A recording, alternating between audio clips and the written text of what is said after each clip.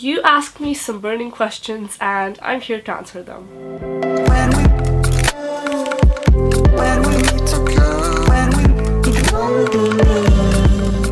Hello there everyone, it's B and I collected questions from my past video comments and from Tumblr and from all kinds of different places. I have here so many questions in front of me to go through and I hope I'm not gonna ramble for too long on each one. But yeah, we don't have a lot of time.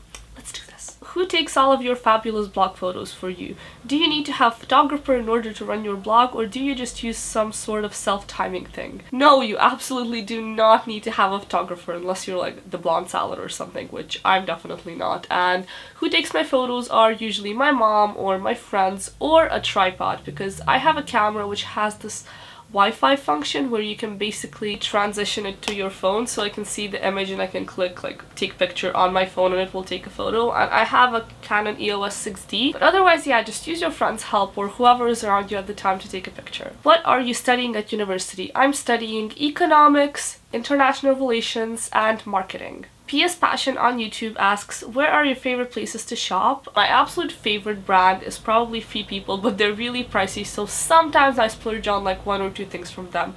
But normally I buy my things in Zara or vintage shops or H&M, or just order them online on like random websites. Actually, I don't shop as often as you guys would think I do. Leo Miss Beauty on YouTube asks, what kind of recipes did you start off with being vegan? I really want to become one, but I really don't know how to cook, so I'm asking for some tips and tricks for beginners. If you go to my channel, I have this playlist called Vegan, and I have a collection of all of my vegan recipe and kind of food inspired videos that I've made in the past. I will also link some food blogs down below that have some amazing delicious recipes that you can easily cook at home, and I generally just go either on some of these recipe blogs. Most of the time I just buy groceries, look at the fridge, see what I have to work with, and just like make some random concoction, and usually it looks quite off but tastes really good. Manusha Diwagar, I'm sorry if I didn't pronounce your name correctly. Do you have any tips for people who want to travel alone? Well, as you know, this summer I did travel alone, and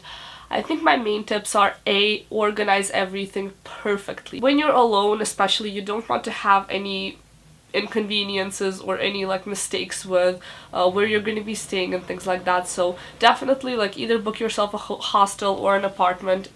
Look at the district and read a lot of reviews online, because if you travel, for example, like I did around Asia, in Malaysia especially, there's some districts where it wouldn't be nice to live alone, and then there's some that are more safe. Second is plan your days very thoroughly and kind of make a route on Google Maps or something, like from where to where are you gonna walk or take an Uber. When I came to Malaysia, I wasn't as prepared as I wish I was, and then a lot of, for example, tours I wanted to take were for 2 people minimum, and all of the 1-person ones were really expensive. So I think if you do everything in advance, it's kind of cheaper, and you also know your options at once. And then the third, of course, just be safe. Don't go into really dodgy streets or districts in a city, because, you know, better safe than sorry. And yeah, just enjoy yourself, because traveling alone is actually amazing for self-discovery. And even this year when I traveled around Asia, I found out so much about myself and about the world around me, and it just kind of makes you step out of the frame of like what you see every day to seeing this whole wide world around you, and I think it's really amazing. Lucy My Hell asks, what new countries are you planning to go to / want to go next? Currently, I don't really have a plan of countries that I'm going to, and I don't really have any like set tickets bought or anything. I'm pretty sure we probably will be going somewhere with my family in the winter time. As for where I want to go to, I think my top countries right now at the moment are Cuba. I really want to go to Cuba. I really want to go to Bhutan, and this is gonna be odd, but I really want to visit St. Petersburg, and I've already been there, and it's one of the most gorgeous cities on the planet, and I would just love to go there one more time. And it's not even that far from Riga, so I could just take a bus or a train there one day.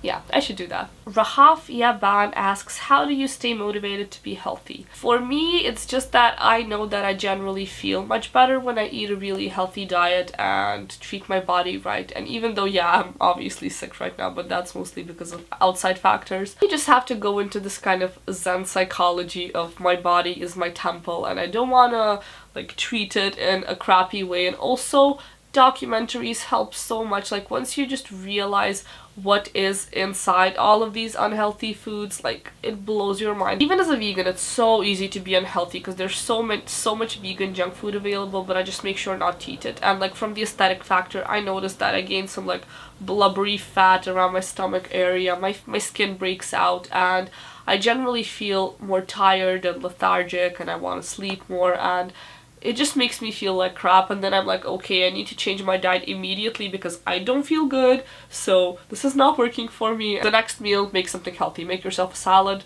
and break the whole pattern. After you've been on this healthy track for some time, your taste buds develop so much, and you just learn to enjoy eating vegetables, eating fresh fruits, and it just becomes so much more delicious than you think it is. Another thing is, nowadays there's so many options to be healthy and still eat really tasty foods. And as I was talking about below, I'm gonna leave some recipe blogs, and you can see that they have relatively healthy like cakes and brownies and like all tons of like desserts and just really healthy tasty meals which don't require you eating processed shit, but at the same time it tastes good. Anna Ballardin asks, any tips how to find out what you really love to do and what makes you happy?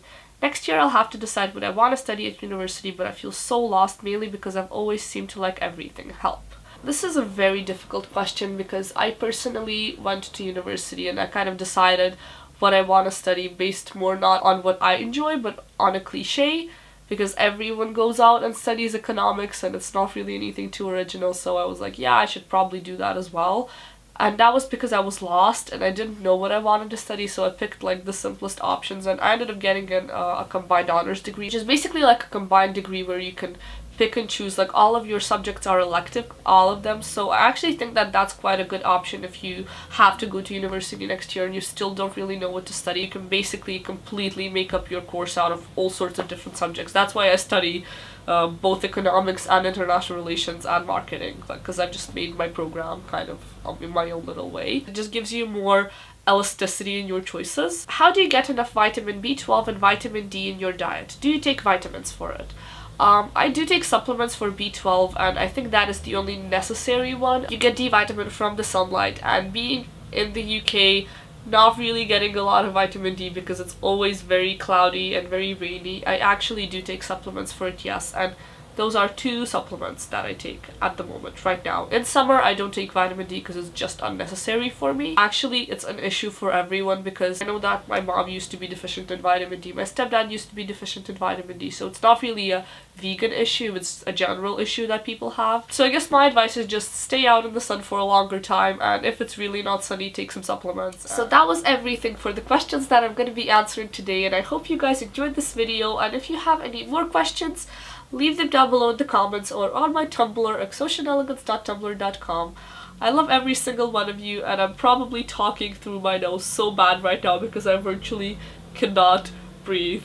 Oh. Anyway, I will be trying to get healthier. I will see you in my next video. Goodbye! I'm losing my voice.